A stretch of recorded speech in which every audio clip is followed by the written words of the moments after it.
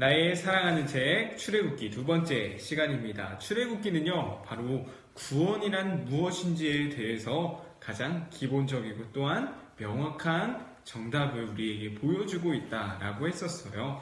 자, 먼저 구원이란 무엇인지 우리 출애굽기를 살펴보기 전에 구원이란 무엇인지에 대해서 함께 배웠었는데요. 구원에 대해서 다시 한번 짚어보도록 하겠습니다. 자, 인간은요, 죄를 지어서요, 너무나도 가까웠던 하나님과 우리와의 관계가 모두 끊어지고 말았어요. 그로 인해 이 사람은요, 사탄의 노예가 되고 말았다고 했었죠. 사탄이 누구였죠? 하나님과 원수였던 그러한 존재였어요. 죄로 인해 하나님의 품 안에 있던 우리는요, 사탄의 품 안으로, 사탄의 노예가 되고 만 것이었어요. 자, 그런데 사탄의 노예에서 우리를 해방시켜 주신 분이 있었죠. 바로 예수님이에요. 예수님께서 우리를요, 사탄에게서 바로 구원시켜 주신 것이었어요. 구원이란 무엇이냐? 바로 하나님의 원수인 이 사탄에게서 해방되어 하나님의 다스림 아래로 들어가는 것을 바로 구원이라고 했었어요. 다시 한번, 구원이란 사탄의 다스림 밑에서 하나님의 다스림으로 들어가는 것이다 라고 했었어요. 자, 우리는요, 원래 이 사탄의 다스림 안에서 살아야 했기 때문에 죽어서도 영원히 고통받는 그 지옥에서 살 수밖에 없었어요. 그러나 사탄의 다스림에서 벗어난 우리는요, 하나님의 다스림 아래로 갔기 때문에 그곳에서 영원한 생명과 영원한 기쁨을 누릴 수 있게 된 것이었죠. 출애굽기는요, 바로 지금 말한 이 구원의 이야기를 구약의 이스라엘 백성들이 이집트에서 해방되어지는 이야기를 통해서 구원의 이야기를 잘 담아주고 있었다라고 했었어요. 자, 출애굽기는요, 40장으로 되어 있는데요, 이 40장을 4개로 나눠볼 수가 있어요. 자, 우리 이집트를 애굽이라고도 불렀었죠. 애굽에서 나왔다라고 해서 출애굽한 것이 첫 번째 모습이고요. 출애굽한 백성들이 40년 동안 광야, 아무것도 없는 사막과 같은 그곳에서 지낸 것이 두 번째로 나오는 이야기고요. 시내산이라는 곳에서 하나님과 약속을 맺는 장면이 나와요. 그것이 바로 세 번째 장면, 마지막은 성막을 짓는 장면이 마지막에 나오게 됩니다. 바로 이 네 장면을 통해서 구원의 이야기를 이 출애굽기가 담고 있는 거예요.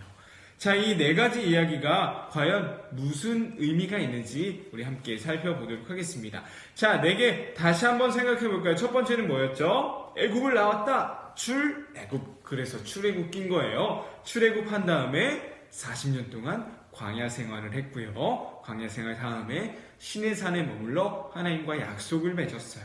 마지막은 성막을 만드는 그런 모습이 나오는데요. 첫 번째예요. 출애굽 이야기인데요. 출애굽 이야기, 애굽왕 이집트왕 바로의 다스림에서 하나님이 약속해 주신 땅을 향해 가기 위해 그곳에서 해방되었다.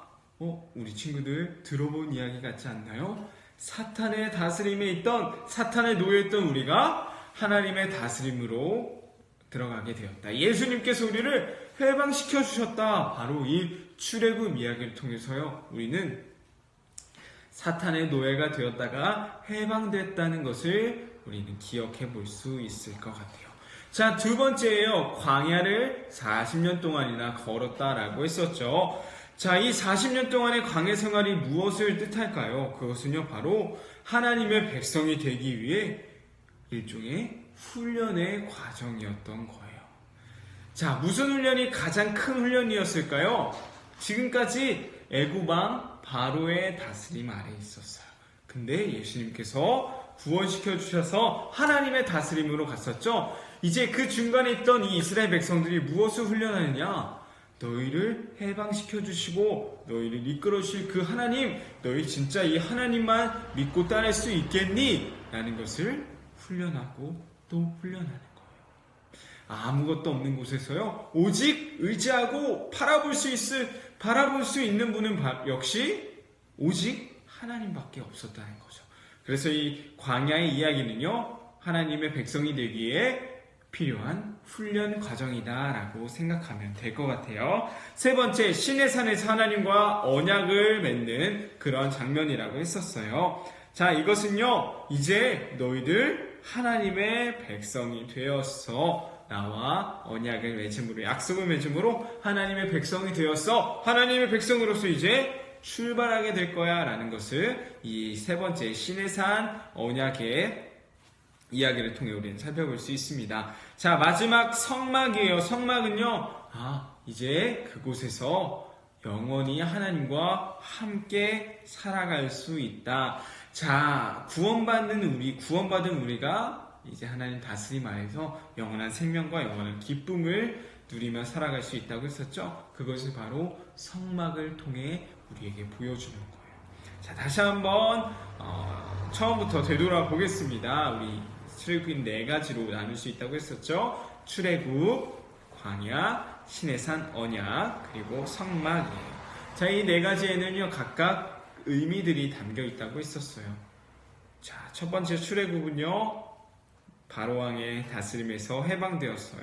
사탄의 노예였던 우리가 예수님으로 인해 해방되었던 것을 의미하는 거고요. 두 번째, 광야는 하나님 백성에게 필요한 것들을 훈련하는 거였는데요. 가장 중요했던 훈련, 하나님만 의지하고 바라볼 수 있는지에 대한 훈련이 두 번째 광야 생활을 통해 있었고요. 세 번째, 신의 산 언약은요, 하나님과의 약속을 맺으면서 이제 하나님 백성으로서 출발하는 이야기를 담고 있습니다. 마지막 성막은 하나님의 백성된 구원받은 우리가 이제 영원히 하나님과 함께 살아가는 것을 말해주고 있다라고 했어요. 자, 우리 친구들, 이 출애굽기의 내용을 통해서요, 구원이란 무엇인지, 구원의 각각 구원은 각각 어떤 의미를 가지고 있는지를 살펴볼 수 있었으면 좋겠습니다.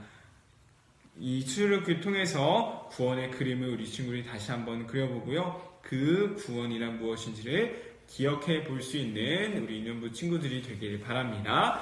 자, 오늘 출애굽기 두 번째 시간에 말씀 퀴즈는요, 이 출애굽기를 4개로 나누어 보는 거고요. 이 4가지 안에 각각 어떤 의미들이 있었는지를 간단하게 적어보는 거예요. 구체적이지 않아도 되니까요, 우리 친구들이 큰 틀을 한번 생각해보고 어떤 의미가 있었는지를 기억해 볼 수 있었으면 좋겠습니다.